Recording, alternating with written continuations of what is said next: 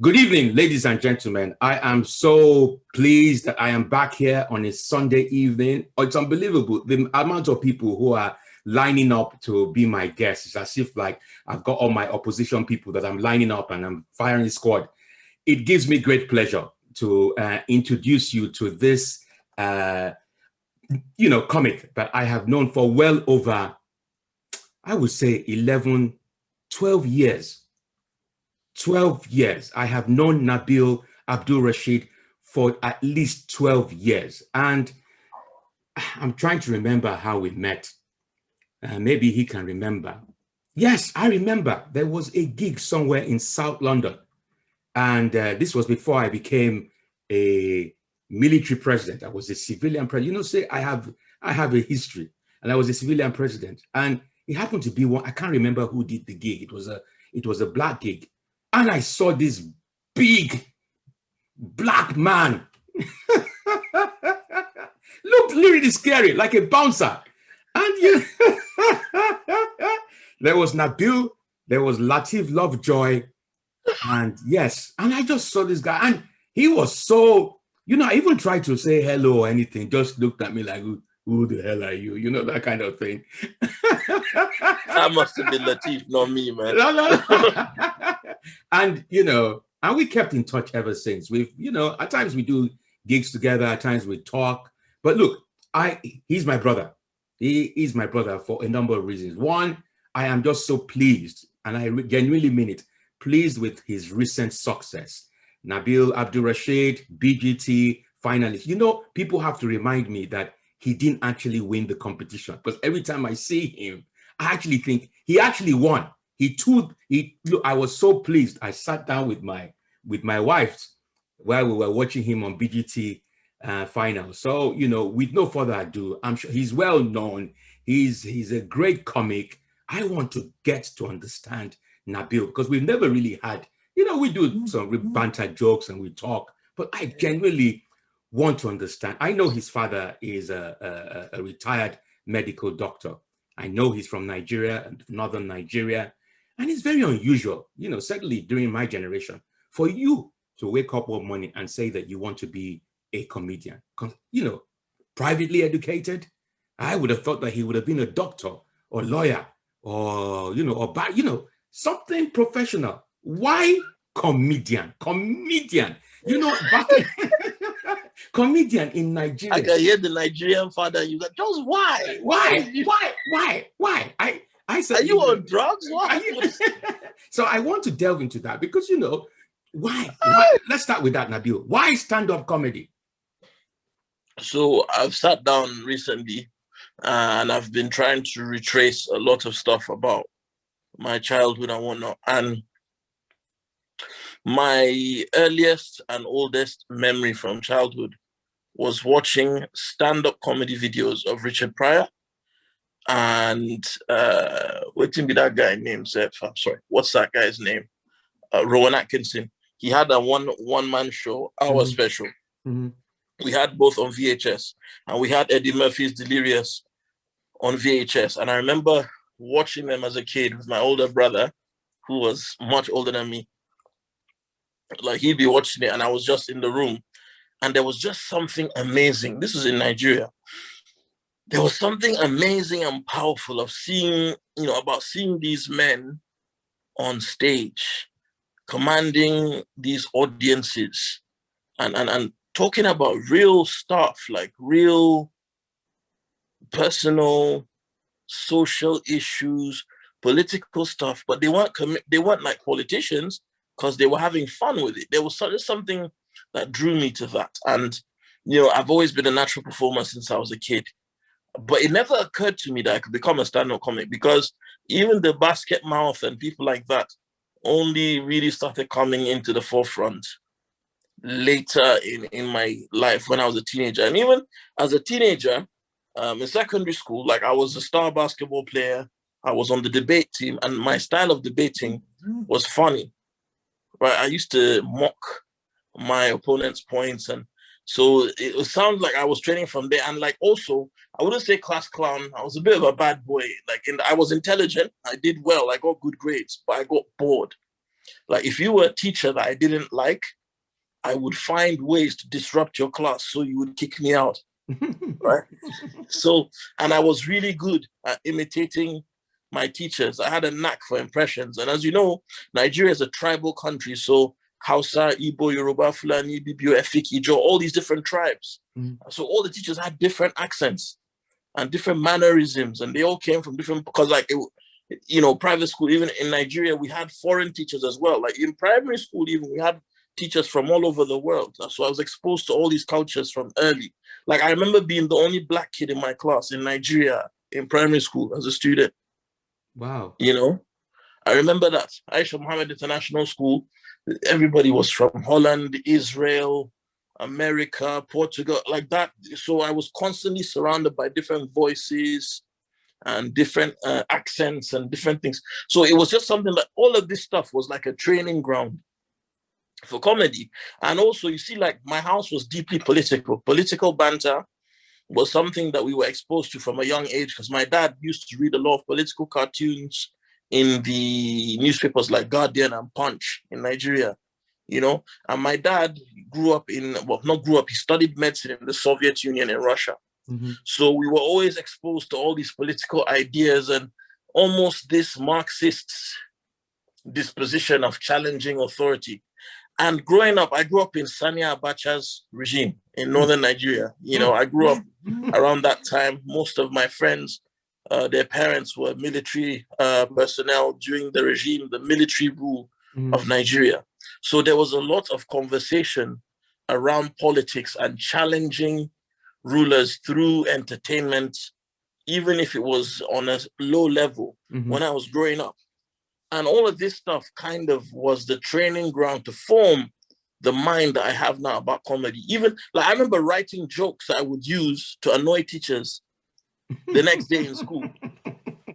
So it's like, so from early, I just developed this showmanship from a young age. But comedy, so that's what made me probably subconsciously want to be a comedian. The mechanics of me becoming a comedian later in life, though, were all coincidental and circumstantial, but we'll get to that. We'll get to that. Yeah. You mentioned Basket Mouth, or you mentioned before Basket Mouth, you mentioned Richard Pryor. Certainly, I'm obviously much older than you, but only slightly. It's the good smell. I wasn't privileged to watch. I didn't even know who Richard Pryor was until I got here. So can you think of the sort of comedy I was watching back in my days? It was Baba Salah. I don't know if you know Baba Salah. Baba Jasko. Baba Jasko. But wait for my listeners. The Benny Hill, the Benny Hill of Nigerian version. But they were funny. They were really funny. They were really funny comedy sketches. Jaguar. Yeah. And then I grew up with that stuff too, man. Yeah, and then when you talk of subconscious things, people don't understand. When I dress like this is how I see leadership. I don't see civilian leadership. I grew up under the likes of Abacha, Babangida, Gowon. Just like by the time I left Nigeria, it was all military governments. Yep. So then you understand the importance of self-expression during times. And that's why when I look at these English people now, with the current situation that they have with their current president, I'm like, you guys haven't seen, I say president, prime minister, I'm like, these guys haven't seen anything. This is all fun and games. Like, have you seen what a minigun attached to the top of an armored tank does to a human body? I saw that, bro. I saw political violence. I saw all these things. So I think that a lot of this stuff is why I've become the comedian that I am. And,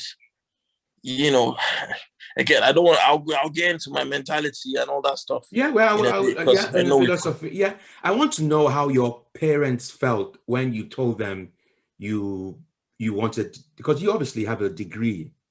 Did you yeah? So you got a degree in what?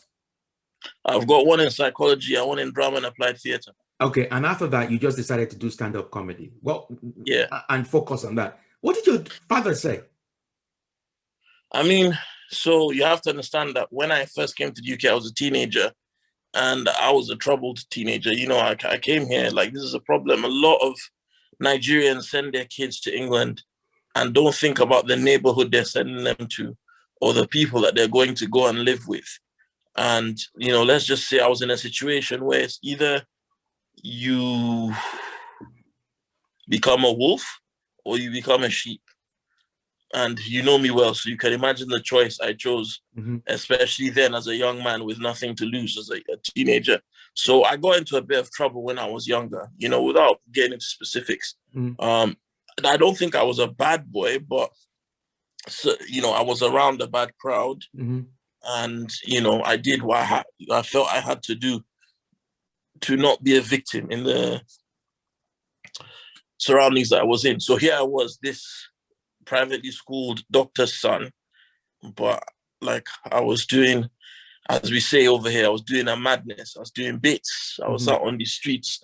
So I did a few, you know, I made a few mistakes and was a guest of the Queen for a little bit. And after Her Excellency saw fit to allow me back into society, nobody was sure what was going to become of me. People were worried that what if, you know, it's hard enough, you know, in inner city London, staying out of trouble when you're a young black man in a deprived area, right? But it becomes even harder when you have a record, you know? So when my parents found out that I was doing comedy, it was like, well, at least he's not doing, because I was studying at the same time, you know? Because I got back into education at 22, 23. And that I was within a week of being released. And I started studying, and, you know, they were like, you know, at least he's doing something productive. So at first they thought maybe it was just a stage or a hobby that I was doing, because I had the odd job here and there to make ends meet, but I was focused on the stand-up, you know?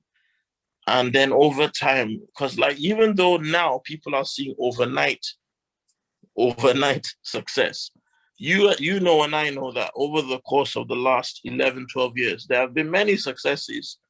You know, it's been building gradually, been doing the different circuits. Like I was one of the few people that was doing a lot of different circuits. So every here and there, I would have like a performance on TV, or I get flown to another country. I do little bits here and there. My parents, like, people would see that, oh, look, actually, he's doing something, you know, not too bad. It's you know, maybe one day he'll get a break.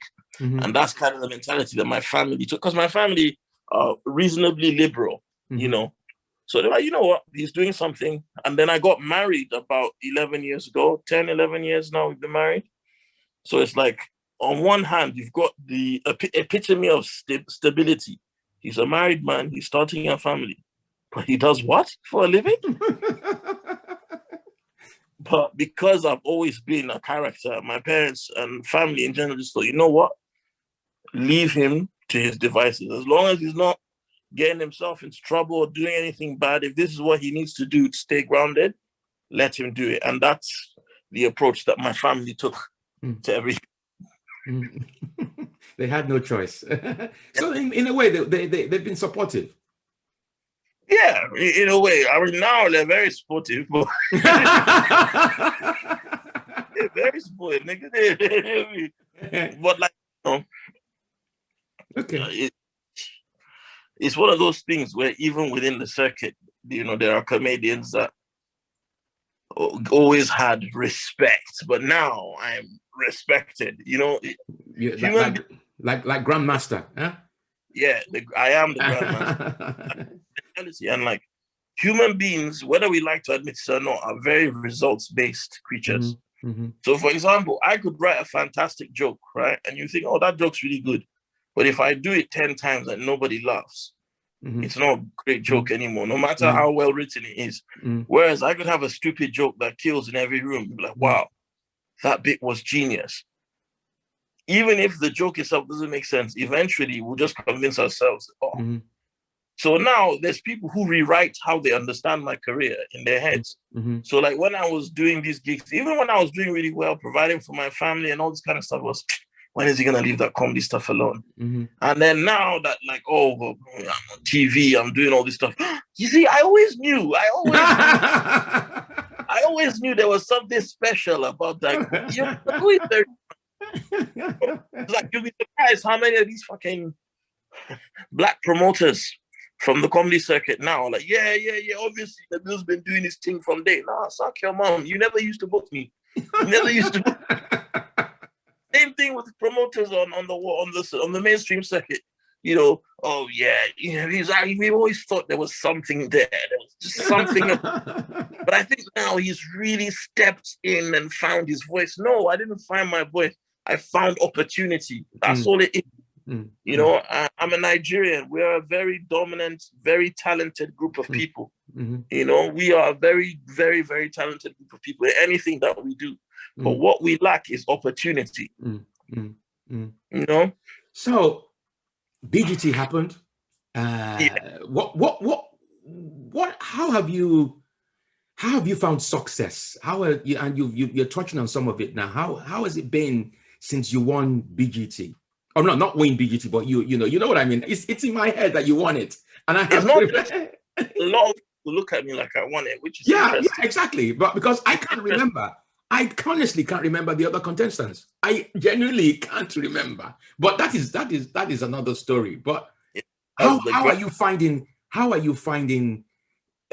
success at that level? Because you received a lot of hate in the media. You know, I saw it all, and and at one point I thought, how he's a strong man, he will be able to cope, he'll be able to deal with this.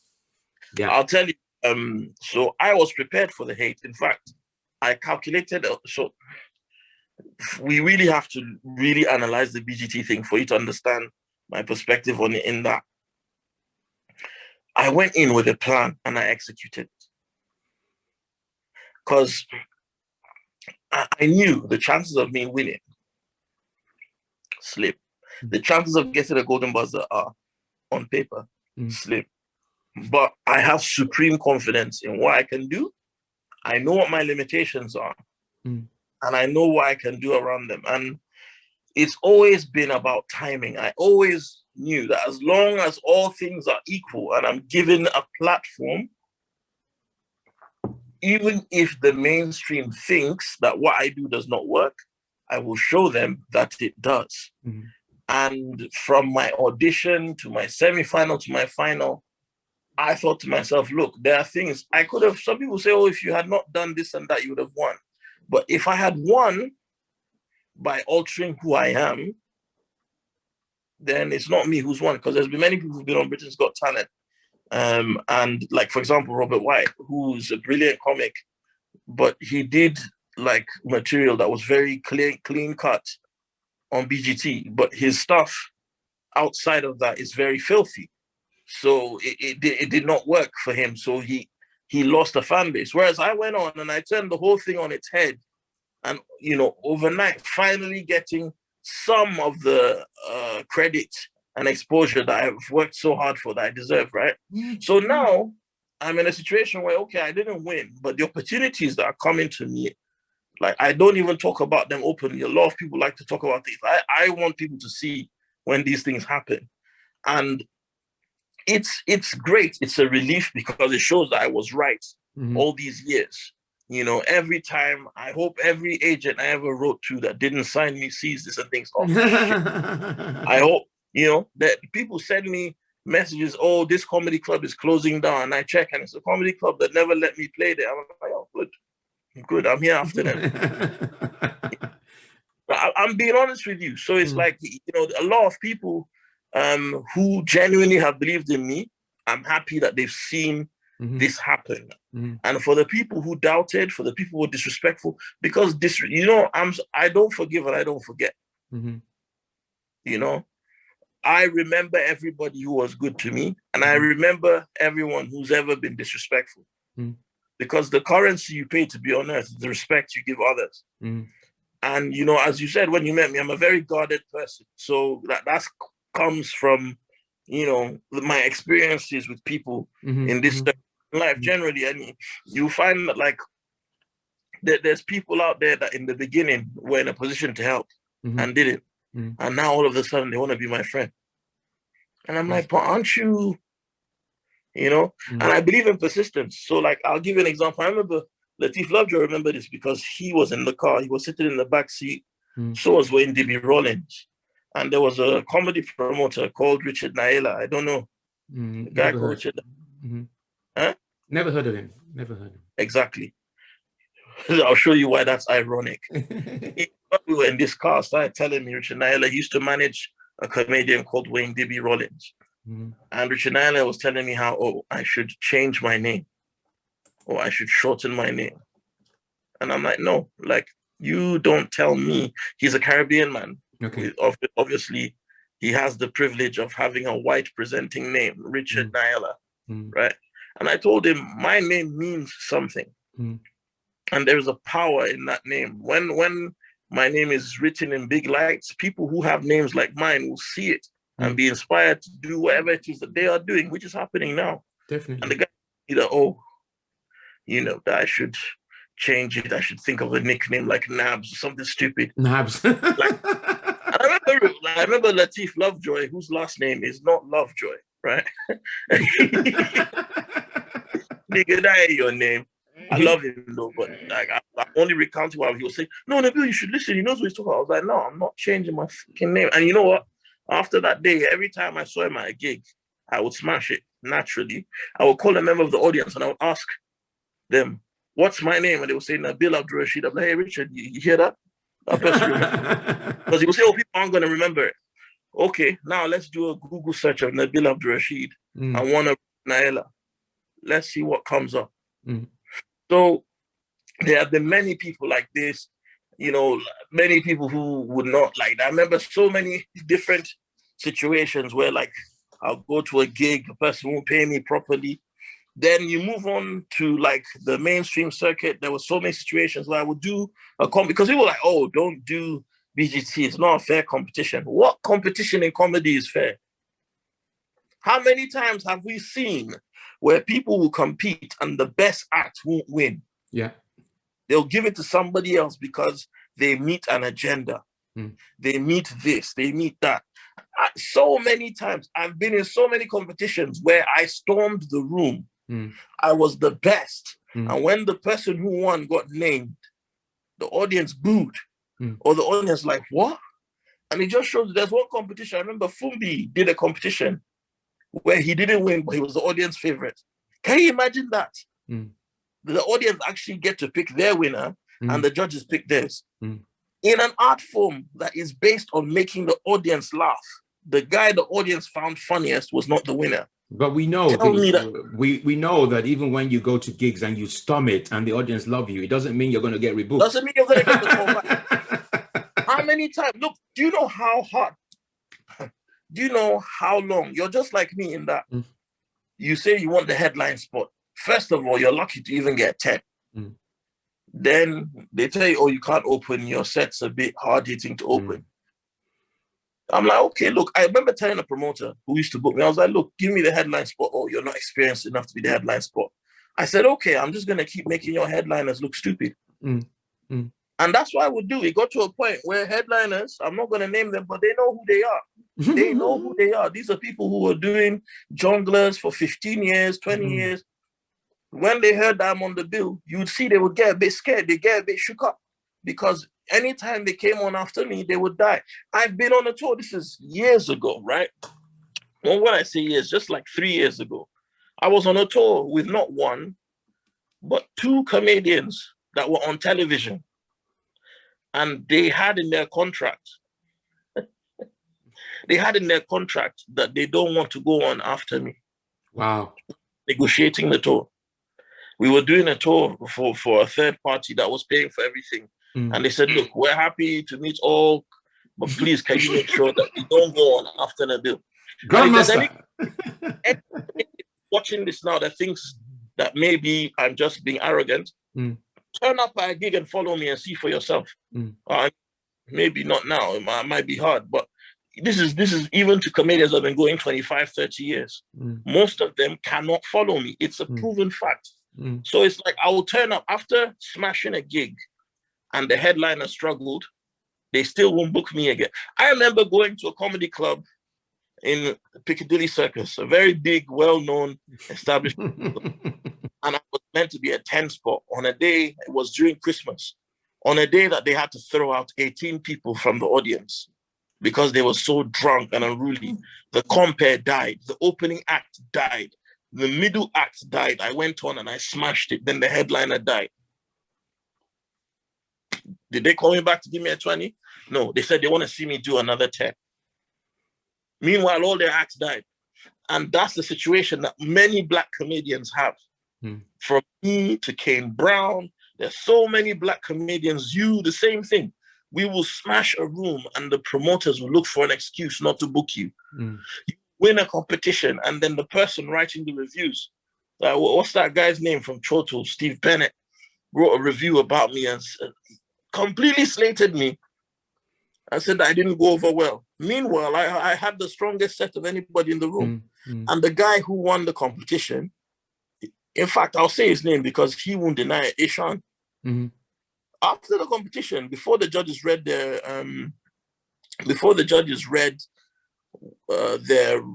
announcements, yeah, Ishan came up to me and said, "Well done, Nabil, you've won it." And I was like, "No, I haven't won it. You have. They'll never let a guy like me win." And then they read the results and they told him he won. And I said, "Yeah, there you go." And I walked off. And then later, Mike Manera, who used to manage the comedy pub, came up to me and said that I had you down as my winner. And I got into an argument with, I think, Julia Chamberlain, who was then the main person of Jongleurs.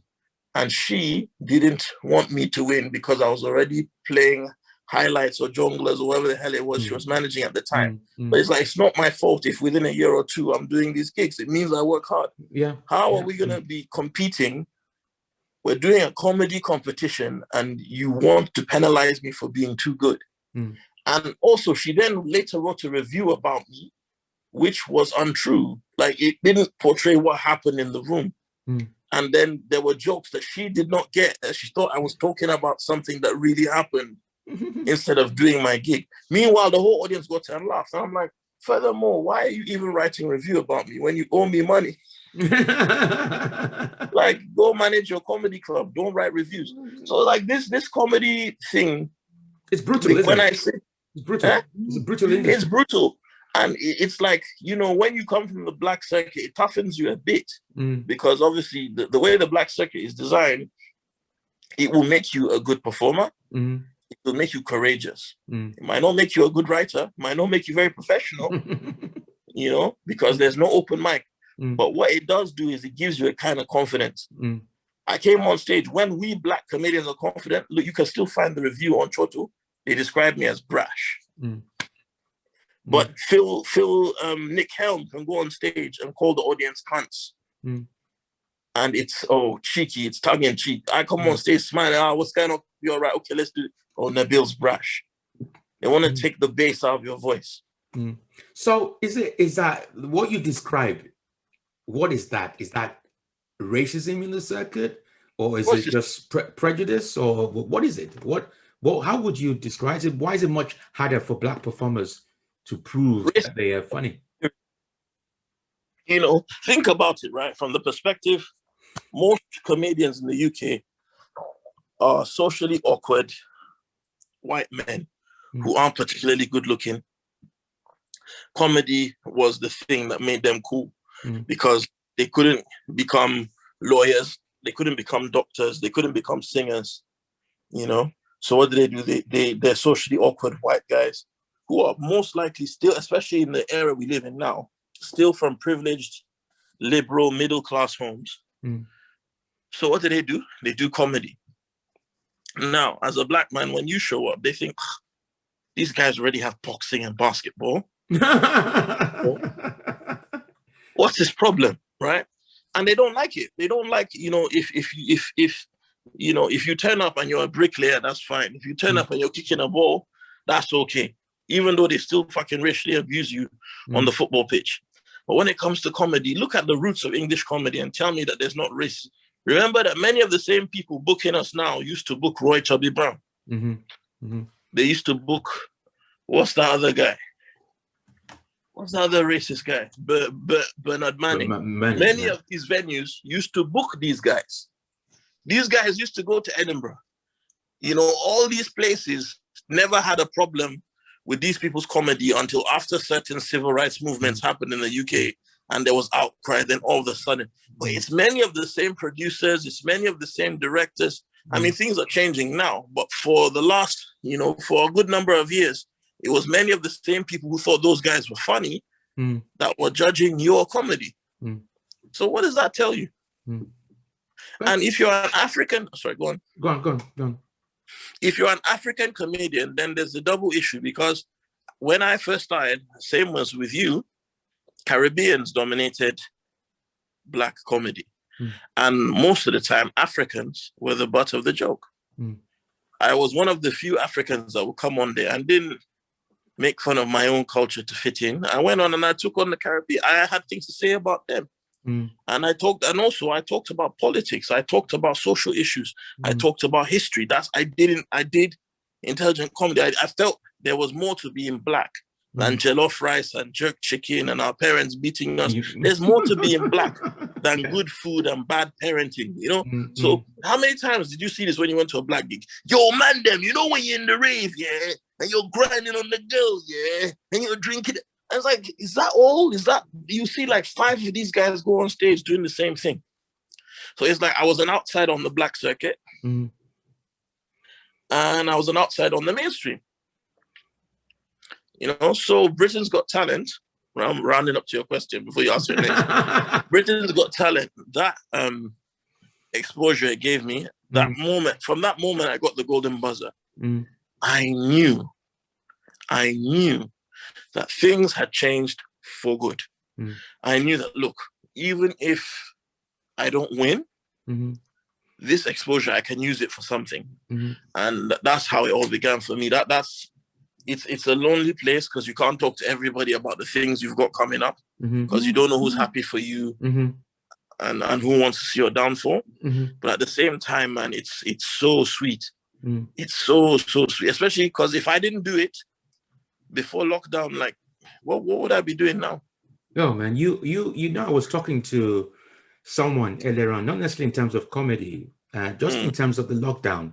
How, for example, this year, past year, some people have had successes in their respective professions. People have made money, whilst other people have suffered from the lockdown. Do you know what I'm saying? So you know, and I just said, this is brilliant, because I just find Britain at times very negative. Oh, there's a lockdown, but actually, people are making money. People are getting signed. People are going on TV. You know what I'm saying? Let that inspire you. All of the above. So far you're not inhibited with COVID. You haven't fallen ill. You wake up in the morning. You wake up in the morning. You're alive and kicking. There's hope. So how can you milk the opportunity? Do you understand what I'm saying? And that's one of many reasons why I decided, look, I'm going to just do a podcast and invite the people I like and start talking, rather than wait for someone to Don't wait for someone. Exactly. Instead of waiting for someone. And that's the problem. Too many of us comedians are waiting for somebody to just discover us from nowhere. And the reality is, it's not going to happen like that. You know, like, for example, I could sit down and be bitter and say, oh, the game is this, like that. But I thought, you know what? Britain's Got Talent can be used as a cheat code. But you know what's really, sorry to interrupt, you know what's really interesting about the BGT thing?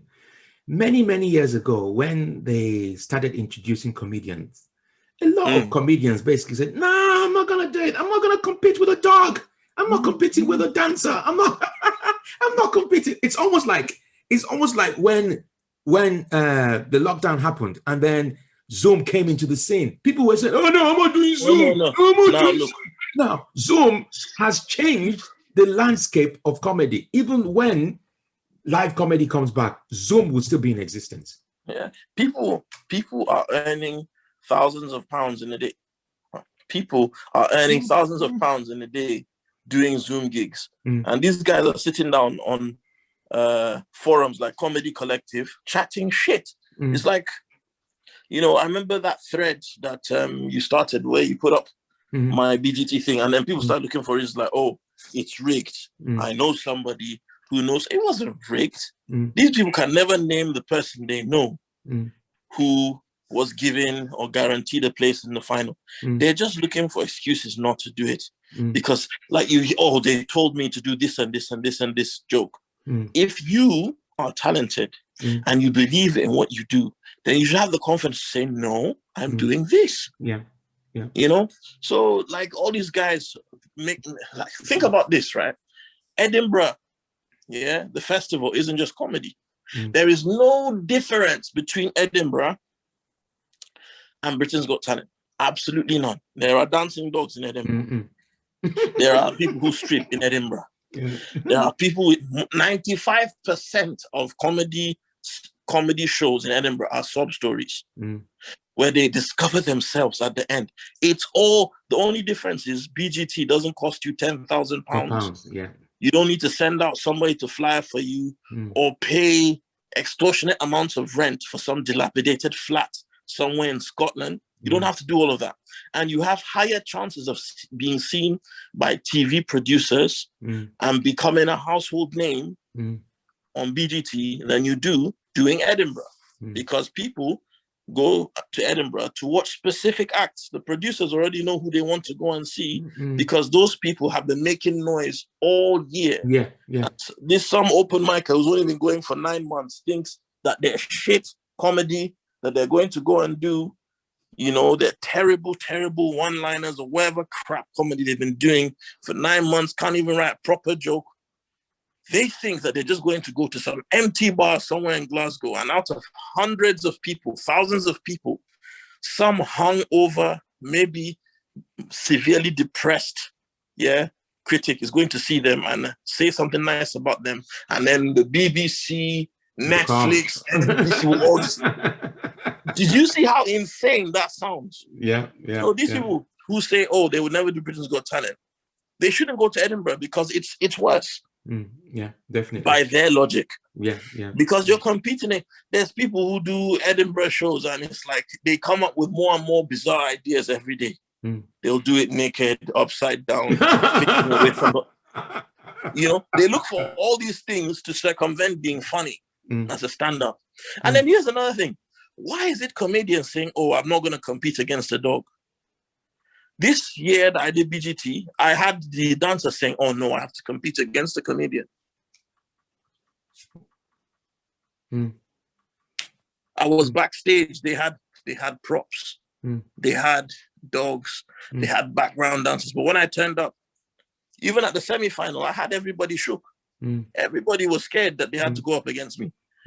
I'm very proud. Like this is not me being arrogant. Comedy is powerful. Comedy is powerful because at the end of the day, nobody leaves their house to go and see a dancing dog. There's not dancing dog clubs around the streets in England. There's not magic clubs around the streets in England. But there are comedy clubs in every single borough in the UK. So why are people scared to go and do comedy on a show? Because they're competing against other arts. If there's a stage, a microphone, and an audience that understands the language you speak, if you're truly good at what you do, unless maybe what you do is dirty, which is okay, fine. That's a good reason not to do it. But if you truly are good at what you do, you should be able to take your art form. Just like a martial art. If your martial art works, you should be able to use it to fight anybody. Right? So if your art form works, if a violinist can go on Britain's Got Talent, then why can't some guy who tells jokes at pubs do it? I don't understand. It doesn't make sense to me. It doesn't compute. So tell me, because we have the question was on BGT and successes and challenges. What's been happening since BGT? I know for a fact that you're going on tour. Boy, so since BGT happened, I've got myself a decent agent, which helps. Well done. I've got I'm in meetings with people for projects that I can't talk about. Yeah. But like multiple projects. So even if only one lands this year, it's huge. I've already recorded one TV show for a major channel. It's a major TV show that'll be out later this year. I'm about to perform at the first live taped stand-up show of the year for the BBC. You know, it's basically like a powered down Live at the Apollo, to be honest. Okay. Less audience members. And it's their attempt at just trying to kickstart comedy this year and to help a lot of comedians, as in June, things will be opening back up. So I'm going to be playing a big part in that. I'm going to be performing, you know, so there's that. I'm currently just waiting back on offers for like a number of television shows. Like you said, I've got my tour coming out. So yeah, there's a number of projects that I've got at the same time being developed and worked on. And, you know, I've never been in this. I mean, apart from that, just, you know, I'm working. I've been working from home. Like I said, with the amount of, like, for me personally, amount of corporates and things that I'm doing now that were not accessible to me before BGT. My fan base following has grown overnight, like ridiculously. I still get recognized in the street. And, you know, to be honest with you, I say this, if there was no lockdown, I don't know what would have happened. I don't know the amount of things I probably missed out on because of the lockdown, you know, I don't want to think about. But it's been bonkers my whole life. Like, I'm not, at the moment, I wouldn't even class myself as a club comic anymore. I'm not a circuit comic anymore. You know, so, and I love the clubs, but, you know, the way I see it, if you can't build your own audience right now, it's tough. Difficult. It's tough. It's tough. And now there's less clubs. Yeah, you know? yeah. There will be less clubs. And that's why, like I said, opportunities for those comics who have been able to build their fan base. They've been able to keep in touch with their fan base throughout the lockdown, whatever they're doing to have that engagement. That is fantastic. Because your wife has been, I met your wife, and I remember the good old days when I performed at your club with Ola. Yeah, Nobody Comedy Club. Yeah. Yeah. So she's been there. She has seen the pain. What how does she feel now? Oh, she's the happiest woman in the world right now. Oh, I mean, to put it as in, you are a married man yourself, you're a family man, which is why one of the many reasons why I respect you. Because, you know, again, that's not common in our industry. Most male comedians are man children. You know, they don't have any responsibilities.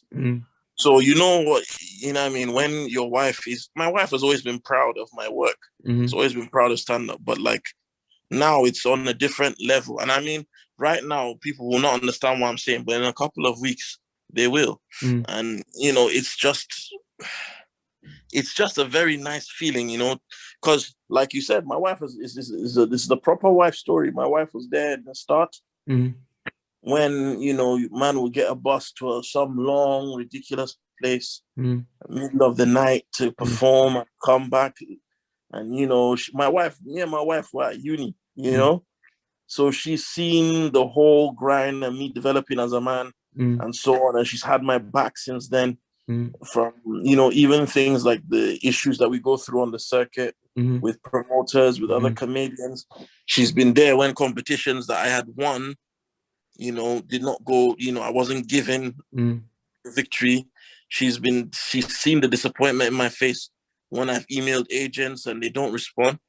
So, you know, now it's like some of the opportunities, I wish I could go into detail about them. No, you don't have to. Yeah, you don't. Yeah, I know. But it's like, you know, some of the things that I've had the opportunity just to do, like, you know, tears of joy, you know, it's something, it's amazing. And, you know, the fact that I shared that moment with my kids, because both my daughters were on my, on the episode that showed my audition. Yeah. Both my kids were on that, you know, so it's an amazing feeling because they're going to grow up and look back at that and see how it all started, this portion of my career. And so, yeah, my wife has been there. My wife used to come to every single show until we had our first kid. She used to come to every single show. And even now, she's still probably the first person I go to when I have an idea to get her opinion. So as a man, you know, knowing that now you can start to give her some of the things that she deserves off the back of because I mean I've always looked after my family, but now I can start to think about things that weren't a possibility before. It's a great feeling, and it doesn't matter. You know, I think comedy, the thing I would like in comedy too is boxing. I think comedy and boxing are very similar because it's unforgiving. It's only you on that stage. There's no team. And I'd be the best, but you don't get an opportunity. Like there's many great boxers that don't get a chance to fight for the championship or something. So I just feel like now finally I've reached that level where if I'm not a champion, at least I'm a contender, you know, and I'm making the kind of moves now that I've always known I could be making, and I'd be in a good position to, you know. And even my agent said to me that it's like you're battle hardened already. You're already, because my agent is someone that doesn't take people on every year. You know, some agents, they just take a new person. My agent can go 4-5 years and not sign anybody. Yeah. Very, very picky. And she was like, you know, and she said that normally when we sign someone, they have to go through a whole process of us like trying to build them up and develop them. But like you're already a veteran. Well, you planted the seeds very many years ago. So you know, look how hard work, man. Big mentality. Just I remember your wife very well. At one point, I even thought when you booked me, it wasn't actually you who booked me; it was your wife who booked me. Yeah, she knows comedy. She knows comedy. Remember, she used to do the tickets. Yes. She used to do the tickets at man. Comedy Club. It was So it's been. I met Jeff Schumann recently, and he spoke very highly of you. What is your philosophy of comedy? What you know? I know you said your inspiration has been Richard Pryor. What's your philosophy on comedy? So for me, I think the highest level of comedy is when you can actually go on stage and not care and just do you and express yourself and be you. Your persona on stage needs to be like an extension of your true self. So it gets to a point where if nobody can take your joke because it's not the same when you're not the one doing it. And I think my mindset for comedy is, again, because I like boxing so much, it's the sport I've been involved in since I was a kid. I think that I have a very attack mentality when it comes to comedy. I believe in attacking the challenges. I believe in owning the stage. I believe in being competitive. Like, you know, we all have egos. And my mentality is I'm better than all these people on TV. I've always had that mentality. I've always said that the only thing, so when people see comedians, like, oh, there's this innate thing that people do where they see somebody who has more money and just assume, oh, this guy is better than me. No, he's not better than you. He was fortunate enough to find the opportunity. He networked. Maybe he was lucky. Well, there's no such thing as luck. He was in the right place at the right time, and those opportunities worked out for him. If you had seen Michael McIntyre a year before the year he blew, you'd say he was just a good comedian in the clubs. He's now, because he's a multi-millionaire, he's a legend.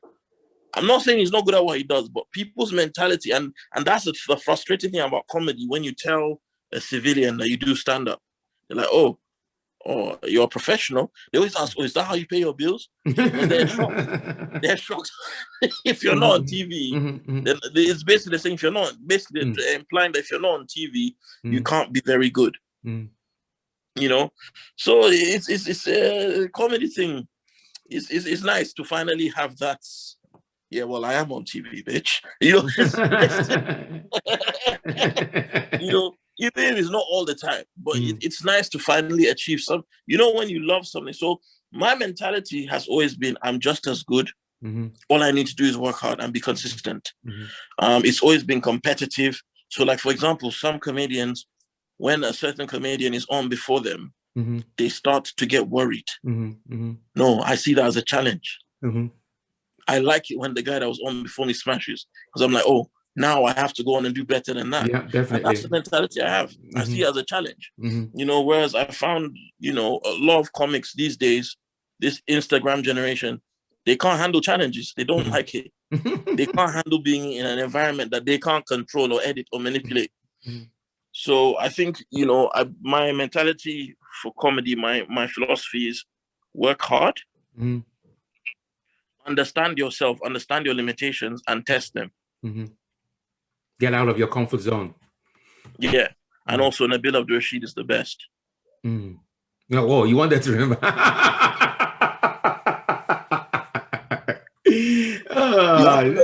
You have to dominate, bro. Yeah, definitely. Big up Jeff Schumann, because Jeff Schumann was the first person to proper believe in me.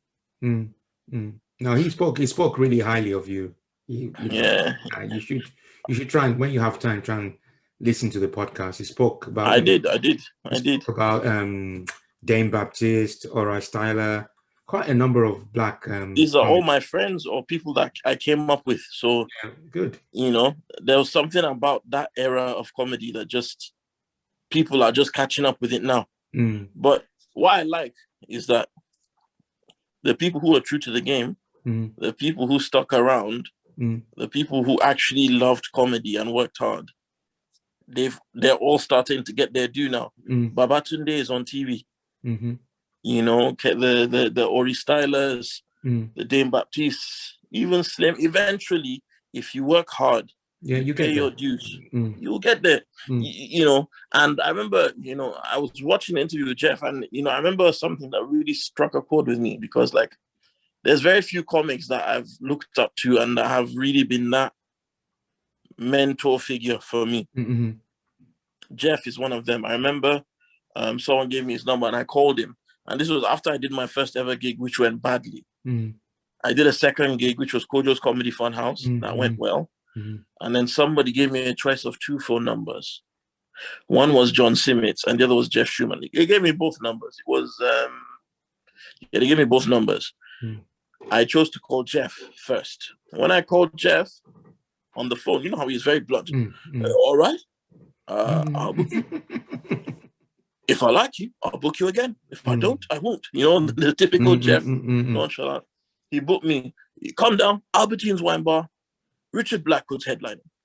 Then he just hung up on me. So I turned up Albertine's Wine Bar, and I remember that's the first time you met Jeff. I ever met Ola. Okay. So I turned up at Albertine's Wine Bar, right?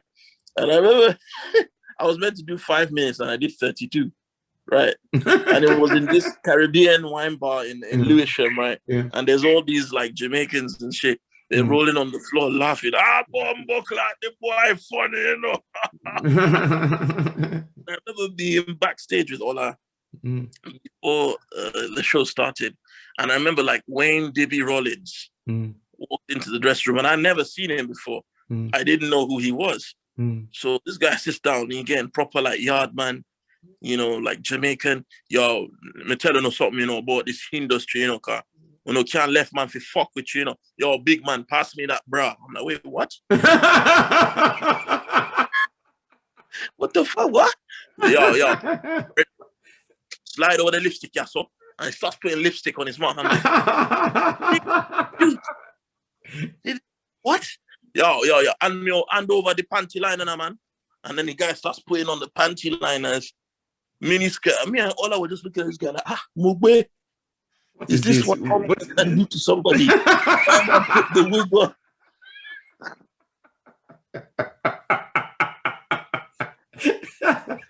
And the guy's like, you can't let them fuck with you. Understand, young lion? You can't let them fuck with you, You have to hold your pride, You have to proud of yourself and just know, say, like them call me gay, but me not gay. And he proper like slut bombed a little bit just to make sure that he wasn't chafing. He was fixing his underwear. Put on his anyway, bless up. And he fist bumps all of us. Puts on his stiletto heels. I mean, all I just looked at each other like, shit, this is what this comedy game can do to you. Yeah. Anyway, after that show, Jeff was so impressed by what he saw. He told me, like, listen, Nabil, you're going to make it. They're going to hate you. People are going to be jealous. people are gonna backstab because you have something. And he told me the last time I saw a comedian with your level of talent, it was a guy called Toju. At that time, I didn't know who Toju was. He said, the last comedian I've seen with your level of skill was Tojo. I remember Richard Blackwood even said to me, yeah, bro, like you're different. You're gonna do something, but you need to stay true to yourself. And, you know, after that point in time, anytime Jeff Schumann had a show, he would take me with him. And whenever he couldn't make it to a show, he would send me to do his spot. And when he went on tour, he took me with him, and he kind of showed me the ropes and stuff. And he told me about his experiences and how I could learn from them. And, you know, because me and Jeff are very similar in certain ways. You know, he's very much no nonsense, outspoken, very proud of his roots, you know. And, you know, we both have that militant mentality when it comes to life in general. You know, people know you don't play with Jeff Schumann. And I like to think people know that you don't play with me. So, you know, I looked up to him. And before I went on Britain's Got Talent, he was the first person outside of my family that I called.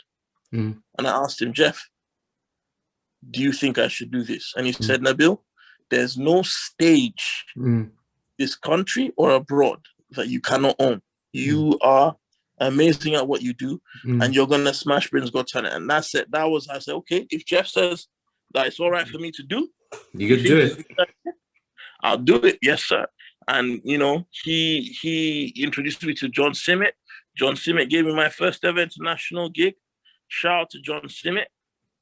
Through that crowd of people I met, people like Mr. C. Mr. C, you know, even though we don't always agree on everything, he was another person that, you know, gave me respect, which different kind of respect from my peers when I was growing up, coming up in comedy. You know, to a lesser extent, there were guys like, you know, Rudy Liquid that were always there. There were different people who always like paid respect in one way to different varying degrees, you know. But it was, it was interesting time to come up because it was when the black comedy circuit was falling apart. Because I don't believe there's a black circuit anymore. I don't call that a circuit because they don't work together anymore. There's not. Now what you've got is rave promoters doing independent stuff, you know. But them times when we had the Sunday show, You Got Jokes, Kojo's Comedy House, Oh Sugar, there was like 9 or 10 different black promotions every week, and then another like 9 or 10 that were every couple of months. There was LOL show, big up the Watson brothers. They used to do the LOL show. There were 2 guys from Northwest London, and they did shows across the country, and they took me with them. Then there was a guy called Altaf from Desi Central, who then founded something called Gobo, you know, so he was doing so Kobo, comedy of black origin. So like these are all people, you know, that then from there, like I got connected to people like Regilio in Holland, who did something called the Bounce Comedy. It was a nice time to be a black comic, but those times didn't last because over time people got greedy, people stopped working with each other. And also people kept on fucking fighting at venues and things like that. I have one question for you because you spoke about, I was going to talk to you about African comedy. So, you know, we got African Caribbeans. And it is obvious, even when I arrived in this country, the first person I saw perform wasn't Lenny Henry, it was Felix Dexter when I went to Hackney Empire, and he was, you know, Nigerian accountant. And I always didn't understand why there weren't that many, and I'm not suggesting he was African, but where were all the African comics? And then we saw the likes of Gina Yashere, and then it was always predominantly dominated by Caribbeans. And then Caribbeans. And remember, it wasn't just in comedy, it was music as well. It was everything. The African experience was still marginalized. Because remember, we came here and like in all industries, in all walks of life, that, you know, obviously our skin is black and the Caribbean people are our brothers. I never deny that or doubt it. But unfortunately, that generation, there was a certain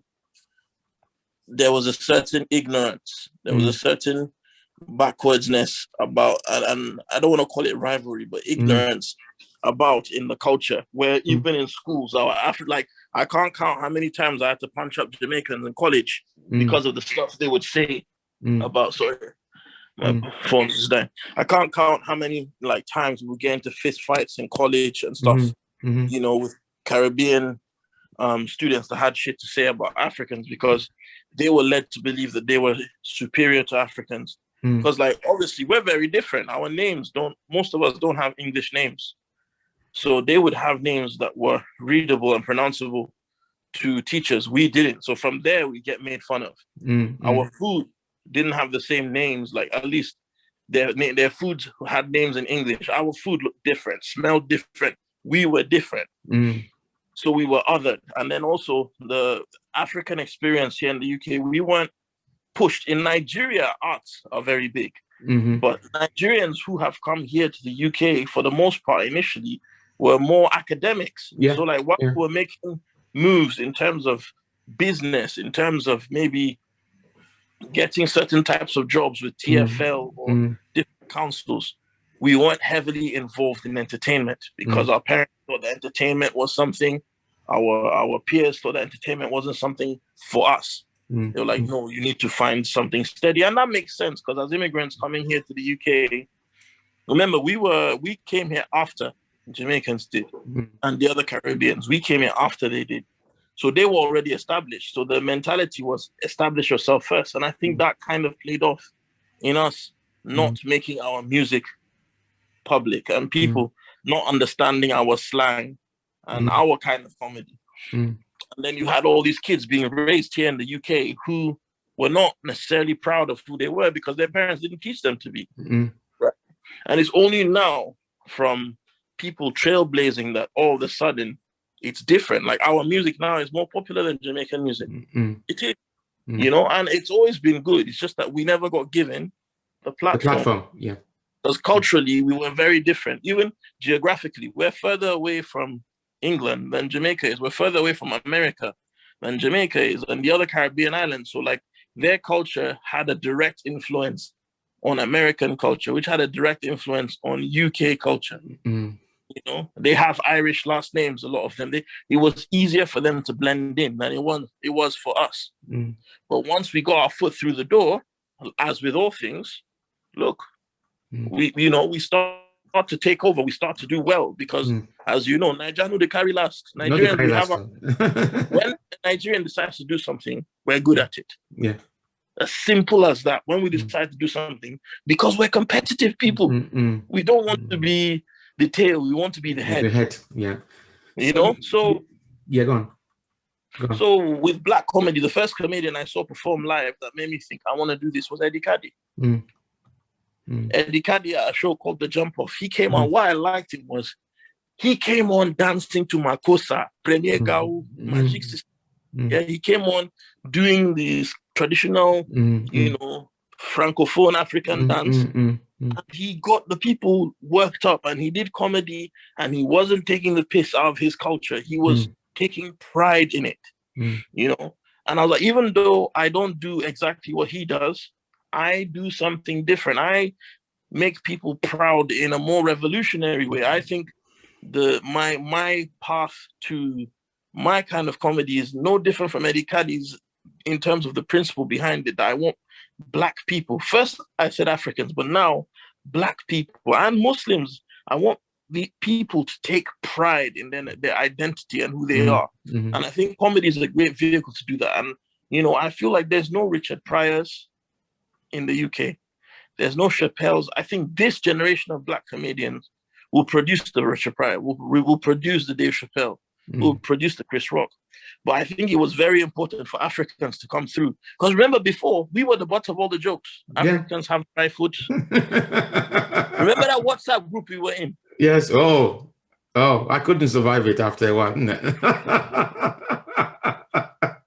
There was just that mentality. I remember, you know what it was like when we first came through. Many of the Caribbean comics did not want to help. They didn't want to help. It's okay to say they hated on us. But now those same guys, many of the same guys that didn't like Africans, they're wearing African hats. They're wearing Wakanda forever. You know, they're wearing dashikis and all that kind of stuff. But I'm like, where was all of this? I remember I was sick to my stomach because, you know, a comedian we both know. I remember going to a show I'm sorry. I know that I've been on this question, but this is an important point I want to make. No. We got time. We got time. Freedom of speech. I was preparing for my audition for Britain's Got Talent, and I went to Ori Styler's Box Park gig. And a comedian, he had a few drinks, and this is a guy that I used to respect. I used to look up to, even though there had been some things he'd done that made me look at him a certain kind of way, but I still had that respect for him because, you know, he started doing some stuff about Brexit, and it wasn't comedy anymore. He was just venting frustration about fucking Africans coming over here now, and we're taking, you know, that's why, to be honest with you, they come here. I mean, I'm not as articulate as you, Nabil, but, you know, these Africans, they come here and, like, you know, their names, they need to go back. That's why I voted for Brexit. I'm voting for Brexit. Good impression of what I'm talking about. Anyway, this guy started doing all this anti-African, anti-Muslim shit on stage. And this is a guy that likes to pretend he's a black man as well. And I'm like, you mean to tell me at your big age, this mentality hasn't died?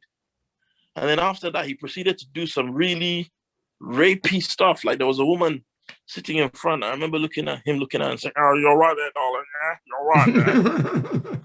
I bet you look good with your ankles by your ears." And this girl was young enough to be his daughter. And it was in a small room. So literally, I would say tops, there was 13 or 14 of us. And this was when Ori's gig was not very established. So the head of all events for Box Park was in the room on that day. So like this guy who once ran a small gig himself, if we did that at his gig, he'd be upset. But here this guy this isn't comedy anymore. This is sexual harassment. And he's saying all this really, you know, there was a gay guy in the room like, "Oh, you know, we come here with the guys, you know, and I call, and I'm sorry, I don't do that." I called him, and then he called the guy a Caribbean slur and I'm like, where's the comedy? There was no punchline, you know? And all the old attitudes that a lot of these comics had when we first started doing comedy, he just regurgitated them in 2020. And after he did that, I just thought, I'm done with this guy. Yeah.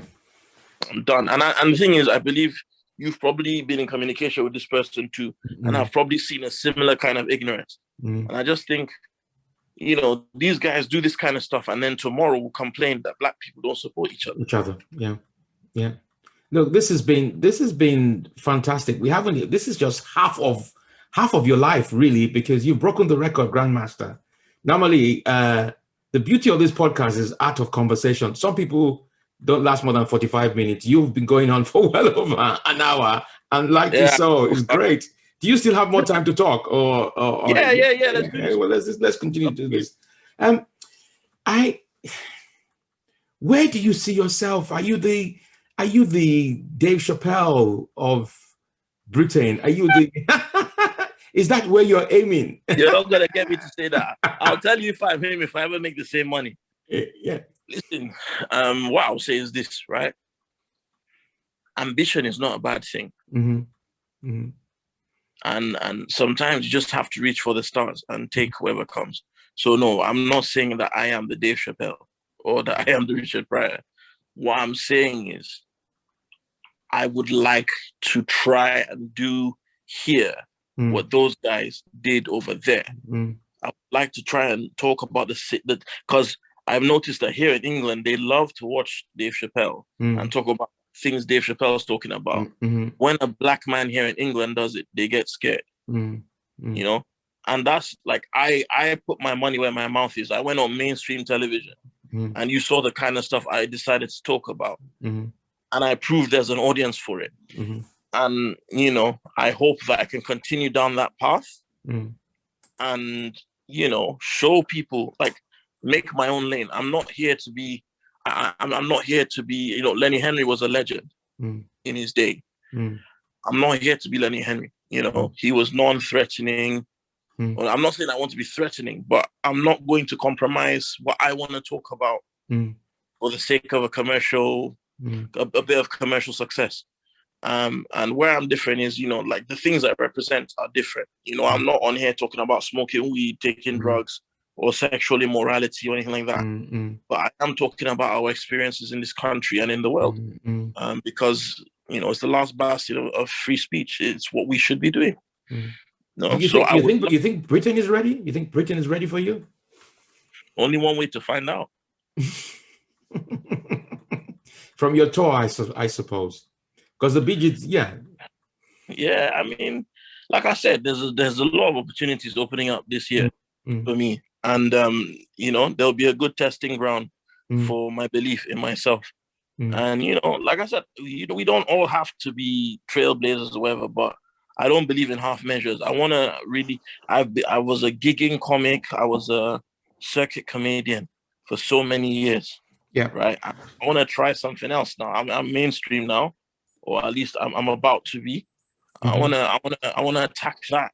Because I remember watching the Felix Dexter documentary, and I remember saying, Vidal, I said, oh, if you work hard, they can never ignore you. And Ava was like, no, dummy, watch the documentary again. The whole point is, if these people can ignore you, they will. And that stuck with me. I was like, wow, imagine putting all this time and energy into this art form. And then they only decide to let me on television after I die. And some people say, oh, why do you need to be on television? Why can't we do our own thing? My taxes pay for that shit. Like, I'm a part of this. This is my country. I mean, I'm British as well as Nigerian, and I have a right to be on TV, So I wanna try and open up real conversations in mainstream comedy, in mainstream media, and I believe now is the time. If there was ever a time that this was possible, it's now. Don't you think? Yeah, definitely. I'm proud of you. It's fantastic to watch your journey, and I want to wish you continued success. No pressure. Continued success. Continued success. But look, this has been brilliant, and I hope my listeners enjoy. I have to always remind myself that Nabil is a BGT finalist. He did not win it, but even my head, I just believe he did. Look out, he's got. Where can people find you? Your social handle and your tour in particular. So it's Nabil Abdul Rashid on everything. So you'll find me as Man Like Nabs, obviously on Instagram. But like just one search of Nabil Abdul Rashid on the internet, and you'll find my Twitter, my YouTube, my Instagram, my Facebook, everything. And I'm me everywhere. So when I was Google, you won't believe this, but I'm sure you probably know. But I was when I Googled you and I was checking your Wikipedia, that's how I know that you're on your way. Similar searches: Richard Pryor, Dave Chappelle. So that has to be a good thing. Now you're being humble. I've never seen you be so humble. No, right? I'm normally like an arrogant. But look, thank you for your time. Greetings to your wife and your lovely family. It's been fantastic talking to you. And folks, that's the end. We could go on forever, but I am hungry. I'm getting old. I have to eat before 8 o'clock. So it's gone past 8 o'clock. Well, thank you, Nabil. Thank you so much. God bless you. Okay, bye.